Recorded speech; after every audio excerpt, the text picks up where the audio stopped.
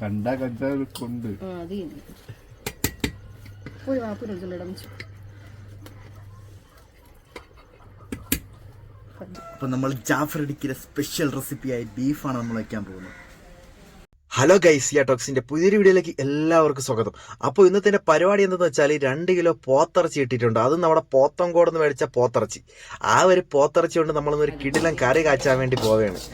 കറി എങ്ങനെയാണ് ഉണ്ടാക്കാൻ പോകണമെന്ന് വെച്ചാൽ ആദ്യം ആ ഒരു പച്ച ഇറച്ചിയിലോട്ട് നല്ല 2 അടപ്പ് പച്ച വെളിച്ചെണ്ണ ഒഴിച്ചു കൊടുക്കണം. അതുപോലെ തന്നെ മഞ്ഞപ്പൊടി ഇട്ട് കൊടുക്കണം. അതുപോലെ തന്നെ ഒരുമിച്ച് വറുത്ത മല്ലിയും മുളകും കൂടാതെ ഈ ഒരു രൂപത്തിൽ കുറച്ച് എണ്ണ ഒഴിച്ച് ഈ ഒരു പേസ്റ്റ് രൂപത്തിലാക്കിയിട്ട് ഇതിലോട്ട് ഇട്ട് ഇച്ചിരി കല്ലുപ്പും കൂടെ ഇട്ട് അങ്ങോട്ട് നന്നായിട്ടൊന്ന് ഞവടി ഒന്ന് വിരവി ഒന്ന് എടുക്കണം. പിന്നെ അങ്ങോട്ട് ഈ കൊച്ചുള്ളിയും അതുപോലെ തന്നെ നല്ല നീളമുള്ള 5-6 വലിയ പച്ചമുളകും അതുപോലെ തന്നെ ഇടികൊണ്ട് കിടക്കുന്ന ഇഞ്ചിയും വെളുത്തുള്ളിയും എല്ലാം കൂടെ അങ്ങോട്ട് ഇട്ട് നന്നായിട്ടൊന്ന് വിരവി എടുക്കണം.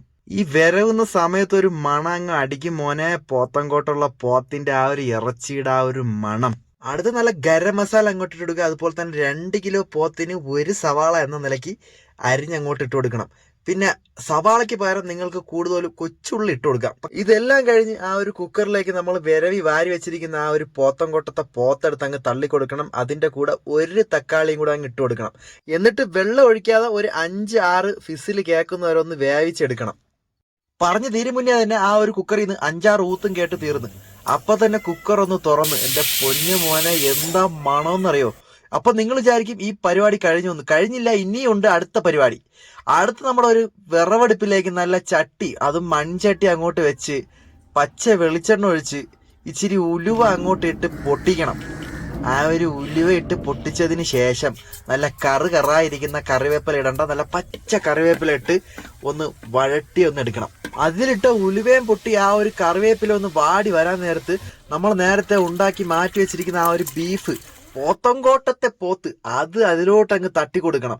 അത് കിടന്ന് ഒരു 10 മിനിറ്റ് കിടന്ന് ഒരു സൗണ്ട് ഒരു മണവും കൂടെ എൻ്റെ പൊന്നു മക്കളെ അടിക്കും. ആ ഒരു സമയത്ത് എവിടെന്നോ മണം അടിച്ചുകൊണ്ട് എൻ്റെ ചേട്ടായി വന്ന് കയറി ഒരു ചൂട്ടും കത്തിച്ച് വലിച്ചുകൊണ്ടിരിക്കണം. യവനെ എന്ത് ചെയ്യണമെന്ന് കേട്ട് അറിഞ്ഞൂടാ. അങ്ങനെ അവസാനം നമ്മുടെ ആ ഒരു പോത്ത് കറി റെഡി ആയിട്ടുണ്ട്. ഇതിൽ എടുത്ത് പറയാനുള്ള ഒരു മണമെന്ന് വെച്ചാലേ, നമ്മൾ അവസാനം ആ ഒരു കറിവേപ്പിലയും അതുപോലെ തന്നെ ആ ഒരു ഉലുവയും കൂടെ പൊട്ടിച്ച് ചേർത്തില്ലേ, അതിന്റെ ആ ഒരു മണം ഈ ഒരു ബീഫ് കറിയിലൂടെ ചേർന്നപ്പം ഒരു വല്ലാത്തൊരു മണം തന്നെയാണ് കേട്ടാ. നിങ്ങൾ മസ്റ്റ് ട്രൈ എന്ന് വെച്ചാൽ ഈ ഒരു റെസിപ്പിയിൽ നിങ്ങൾ ഉറപ്പായിട്ടും ഒരു ബീഫ് ഒന്ന് വെക്കണം. ഇതിന്റെ കൂടെ കഴിക്കാൻ വേണ്ടിയിട്ട് നല്ല നാടൻ വാഴയിലയിൽ നല്ല നെയ്ച്ചോറും അതുപോലെ തന്നെ ഈ ഒരു പോത്തിന്റെ കറിയും കൂടെ അങ്ങോട്ട് ഒരു പിടി അങ്ങ് പിടിച്ച് ചൂട്ട് കത്തിച്ച് വലിച്ച ആ ഒരു ക്ഷീണം കൊണ്ട് എൻ്റെ ചേട്ടനും അതുപോലെ തന്നെ എൻ്റെ കുഞ്ഞൂസും കൂടെ ആ ഒരു പോത്തങ്കോട്ടത്തെ പോത്ത് കറി ആസ്വദിച്ച് കഴിക്കുകയാണ്.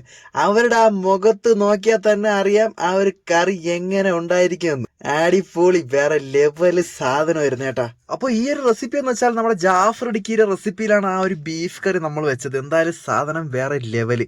അപ്പൊ വീഡിയോ ഇഷ്ടപ്പെട്ടാൽ ഇപ്പൊ തന്നെ ലൈക്ക് ചെയ്യുക. അപ്പൊ എന്റെ ചാനൽ നിങ്ങൾ ആദ്യമായിട്ടാണ് കാണുന്നത്, ഇപ്പൊ തന്നെ ഒന്ന് സബ്സ്ക്രൈബ് ചെയ്തേക്കണേ. അപ്പൊ അടുത്തൊരു വീഡിയോ കാണുന്നവരെ ബൈ ഫ്രം സിയ.